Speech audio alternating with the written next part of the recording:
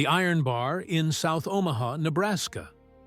9:43 p.m. on a Friday night in October 1993. 15 skinheads sat around 3 tables pushed together in the back corner, drunk, loud, celebrating. Their leader, a man called Razor, real name Marcus Webb, stood up holding a beer bottle. To Jake, he said. The old man learned his lesson. The group erupted in laughter. Jake Henderson was 72 years old, a Korean War veteran who ran a small boxing gym 2 blocks away. Earlier that evening, at approximately 7:15 p.m., Jake had made the mistake of asking 3 skinheads to leave his gym after they started harassing a young black kid learning to box. The skinheads left. Then they came back at 8:30 p.m. with 12 more, 15 total. They beat Jake Henderson with brass knuckles and baseball bats in his own gym for 11 minutes. When they finished, Jake was unconscious, his face unrecognizable, 3 ribs broken, his left eye socket fractured, bleeding internally. They left him there on the canvas, turned off the lights, locked the door from outside. One of the young fighters found him at 9:20 p.m., called an ambulance. Jake was in surgery now at Creighton University Medical Center. Doctors said he might not survive the night, and if he did, he'd never be the same. Brain damage, permanent. The skinheads didn't know that someone had been in the gym's office during the beating. Didn't know that a 17-year-old kid named Marcus Jackson had hidden in a closet, watched everything through a crack, memorized every face. Didn't know that Marcus had run straight to Tommy Morrison's apartment 6 blocks away. Tommy Morrison was 24 years old, undefeated professional boxer, 13 wins, 0 losses, 11 by knockout. He'd grown up in Jay, Oklahoma, fought his way out of poverty with his fists, turned pro 2 years earlier. Jake Henderson had been his first real trainer, the man who taught him discipline, technique, how to channel rage into precision. Tommy loved Jake like a father. When Marcus Jackson knocked on Tommy's door at 9:35 p.m., crying, barely able to speak, Tommy knew something terrible had happened. Marcus, slow down. What happened? It's Jake. They beat him, Mr. Morrison. Beat him bad. Who? Skinheads. 15 of them. They're at the Iron Bar right now, bragging about it. Tommy's face went completely still. He walked to his closet, pulled out his hand wraps, started wrapping his knuckles slowly, methodically. Marcus watched. Mr. Morrison, what are you doing? Tommy didn't answer. He wrapped each hand carefully, the way Jake had taught him. Left hand first, between each finger, around the wrist 3 times, across the knuckles. Then the right hand, same precision, same ritual. When he finished, he put on his leather jacket, looked at Marcus. Stay here. Don't follow me. Don't tell anyone where I went. But Mr. Morrison, there's 15 of them. Tommy opened the door. I know. The Iron Bar was a known skinhead hangout. The owner, a man named Dale Pritchard, was sympathetic to their cause, let them meet there, looked the other way when they planned violence. The bar had 23 people inside that night, 15 skinheads in the back, 6 regular customers at the front bar, the bartender, and a waitress. At 9:47 p.m., the front door opened. Tommy Morrison walked in alone. He was 6 feet 2 inches tall, 225 pounds of muscle, wearing jeans, a white t-shirt, leather jacket. His hands were wrapped like he'd just finished training. He walked slowly through the front section of the bar, past the regular customers who went quiet immediately. Everyone recognized Tommy Morrison, local boxing hero, rising star. The skinheads in the back saw him approaching. One of them, a man called Tiny, real name Robert Klein, 6 feet 5 inches, 290 pounds, started laughing. Look who it is, the pretty boy boxer, Razor stood up. Morrison, you lost? The other skinheads joined in, laughing, making comments. Tommy Morrison walked straight to their tables, stopped 3 feet away. At Jake Henderson's gym tonight. Who was there? The laughter died. Razor smiled, but it didn't reach his eyes. Don't know what you're talking about. Tommy's voice was calm, flat. Jake Henderson is in surgery right now. Might not make it. 15 men beat a 72-year-old man with brass knuckles and bats. I know you were there. I have a witness. So I'm asking one more time. Who was there? Tiny stepped forward. All of us were there, pretty boy. And that old man deserved every second of it. Teaching colors to box like they're people. Tommy nodded slowly. Okay, then all of you pay. Razor laughed. You're one guy, Morrison. There's 15 of us. You really think? He didn't finish the sentence. Tommy Morrison moved. What happened in the next 6 minutes became legend in Omaha. Became a story told in boxing gyms, bars, street corners. Became a warning. The first punch caught Razor in the throat. Not the jaw, not the face. The throat. A precision strike that crushed his larynx, dropped him immediately, gasping, unable to breathe. Tiny swung a wild haymaker. Tommy ducked under it, came up with an uppercut that lifted Tiny's 290 pounds off the ground. Tiny's jaw shattered. He hit the floor unconscious before his body understood what happened. The other 13 rushed him all at once. Tommy Morrison had been fighting since he was 6 years old. Street fights, amateur fights, professional fights. He'd fought men bigger, stronger, more experienced, but he'd never fought with the cold precision he showed that night. A skinhead named Chris came from the left. Tommy's left hook broke his orbital bone, his eye socket collapsing inward. Chris screamed, went down. Another skinhead, Danny, grabbed a beer bottle, swung it at Tommy's head. Tommy caught his wrist, twisted, snapped the radius bone. Danny dropped the bottle. Tommy drove his right hand into Danny's solar plexus. Danny collapsed, couldn't breathe. 2 skinheads tried to grab Tommy from behind. He dropped low, threw one over his shoulder into a table. The table shattered. The skinhead, named Rick, broke his collarbone on impact. The other one, Paul, tried to get Tommy in a chokehold. Tommy drove his elbow backward into Paul's nose. Cartilage exploded. Blood everywhere. Paul let go. Tommy spun, delivered a right cross that put Paul on the floor. Unconscious. A skinhead named Marcus tried to stab Tommy with a butterfly knife. Tommy saw it coming, sidestepped, caught Marcus's knife hand, twisted it backward until the wrist broke. The knife fell. Tommy kicked it away, then delivered a combination. Left jab, right cross, left hook. Marcus went down in a heap. The bartender had called the police at 9:48 p.m., 1 minute after Tommy walked in. But the Omaha Police Department had a 10-minute response time to this neighborhood, and the bartender, a man named Lou, wasn't in any hurry to give them the exact situation. The regular customers at the front bar watched in silence. Nobody moved to help the skinheads. Nobody called for Tommy to stop. They'd all seen what these men did to their neighborhood. Seen them terrorize families, beat people, spread fear. This was overdue. By minute 3, 8 skinheads were down. 7 still standing. But they weren't rushing anymore.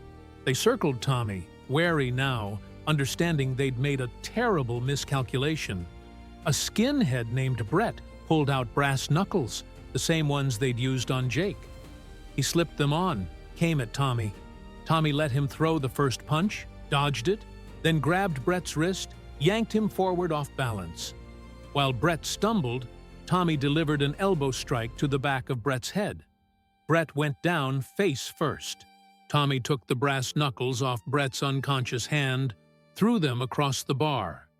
Two skinheads, brothers named Jake and Kyle Morrison, no relation to Tommy, tried to coordinate an attack. They came from opposite sides simultaneously. Tommy's boxing training kicked in. He could track multiple opponents, see patterns, predict movements. When Jake came from the right, Tommy shifted left, used Jake's momentum to throw him into Kyle. The brothers collided. Tommy followed up with a right hook to Jake's temple, a left uppercut to Kyle's chin. Both brothers dropped. 11 down, 4 standing. The remaining 4 were backing up now, hands raised, starting to understand the reality. One of them, a younger skinhead named Josh, only 19 years old, tried to run for the back door. Tommy let him go. Not worth it. The kid was scared, broken. That was enough. 3 left. One of them, a skinhead named Derek, pulled out a switchblade. Tommy Morrison had been cut before in street fights, knew how to handle knives. Derek lunged. Tommy sidestepped, caught Derek's arm, used Derek's own momentum to drive him into the wall. Derek's head hit brick. He slumped down, the knife clattering to the floor.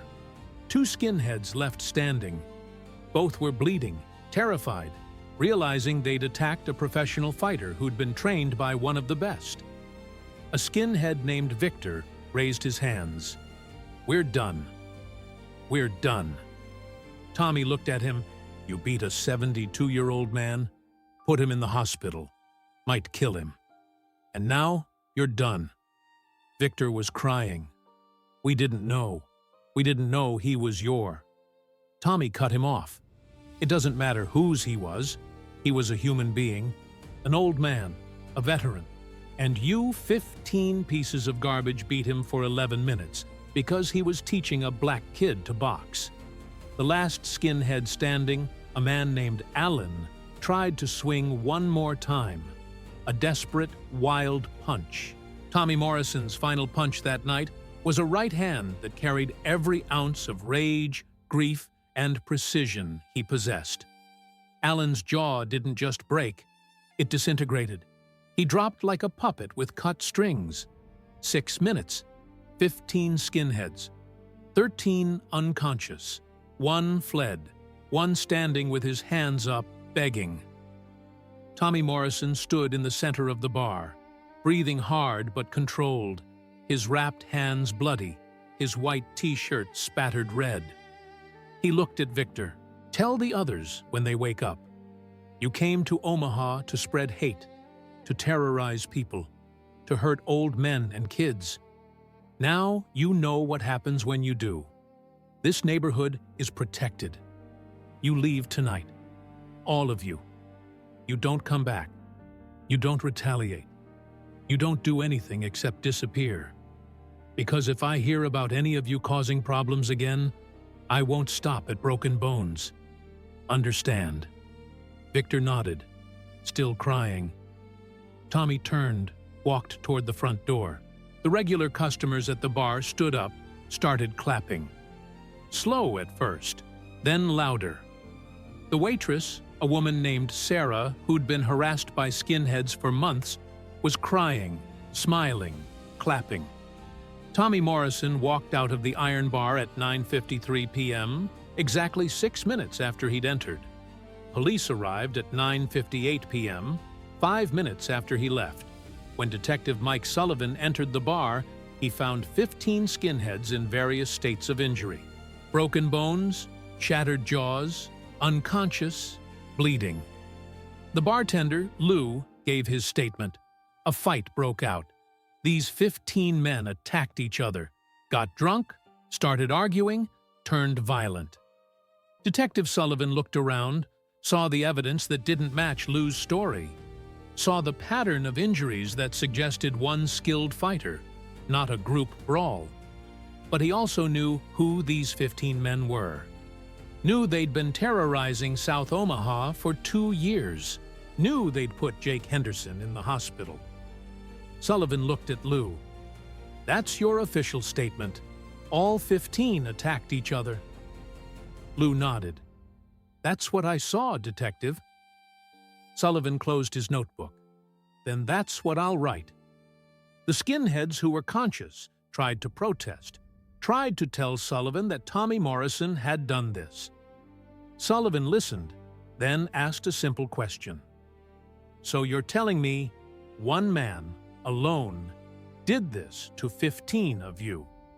The skinheads went quiet, because admitting that truth meant admitting they'd been destroyed by one person, meant admitting their entire ideology of strength through numbers, through intimidation, through violence, had been dismantled in 6 minutes by a boxer who weighed less than some of them.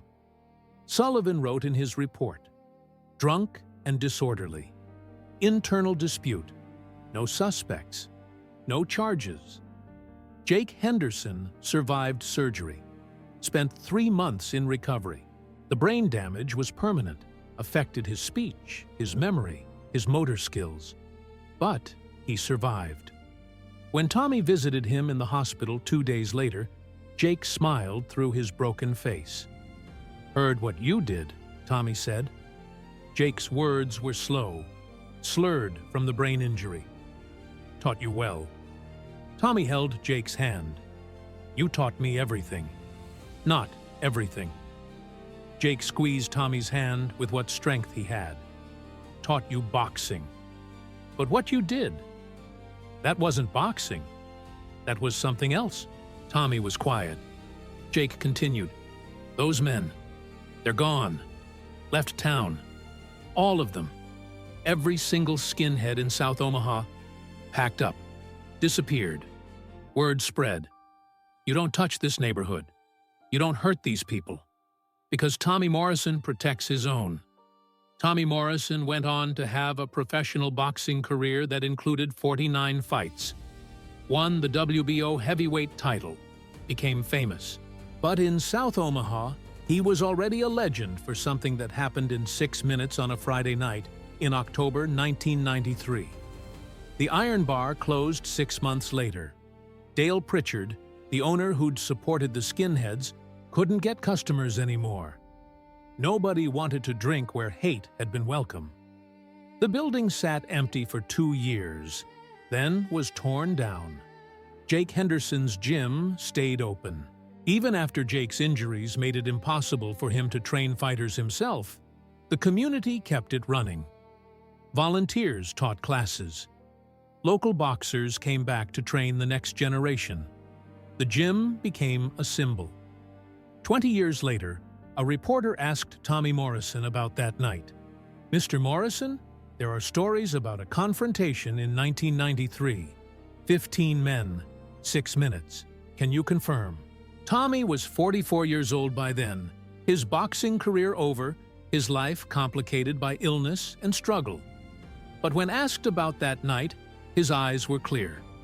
Jake Henderson was my trainer, my mentor, my father in every way that mattered. When someone hurt him, when 15 cowards beat an old man for teaching kids to box, yeah, I went to that bar. And yeah, they learned a lesson. What lesson? That hate has consequences. That you can't terrorize people without someone standing up. That 15 men with hate in their hearts aren't stronger than one man with love and training and purpose. The reporter pressed. But the violence. Don't you regret? Tommy cut him off. I regret that it was necessary. I regret that Jake was hurt. I regret that racism and hate exist. But do I regret stopping 15 men who'd just beaten a 72-year-old veteran and were bragging about it? No, not even a little. Would you do it again? Tommy smiled. I wouldn't need to. After that night, those men never came back. The neighborhood was safe. That's not revenge. That's protection. That's what happens when good people stop asking permission to defend their community. The interview ended. The story continued. Passed through generations. Told in gyms, in neighborhoods, in places where people needed to believe that someone would stand up when the system failed. told as warning, as promise, as truth. The night Tommy Morrison walked into a bar alone and 15 skinheads stopped laughing. The night 6 minutes changed everything. The night hate learned that it wasn't welcome anymore. Not in South Omaha, not anywhere Tommy Morrison called home. If this story resonates with you, if you believe in standing up when it matters, subscribe to hear more untold stories. Drop a comment. When the system fails, when violence comes to your community, where's the line between justice and revenge? Is there even a line? Hit that notification bell. We're bringing you the moments that didn't make headlines, the times when one person made a difference, the nights when everything changed in 6 minutes. Remember Tommy Morrison. Remember Jake Henderson. Remember that hate doesn't win when good people refuse to back down. Rest in power to all who stood their ground.